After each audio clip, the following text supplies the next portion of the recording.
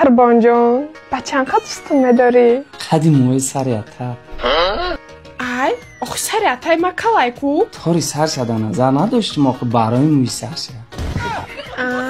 بچه همیگل جان خمون با تیلفون گو زدستیم او چاد نفهم آقا نه گوشم در نواشنیک دارم خیال میکنه که موزیکا گوش کردستم آخ شمیگلی من با خاطری همی شوستری اگه تردست داشتم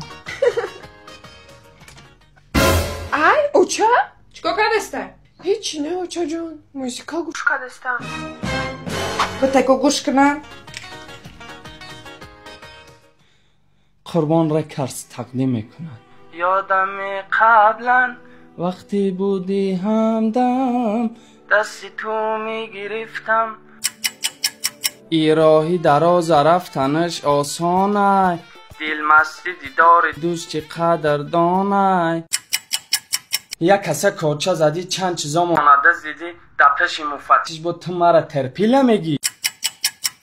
ای مادره کی جان و دلی من فدایت امشب مرا چی نگین مگر نیزی خان یک بار حالی مرا بینین قربان جان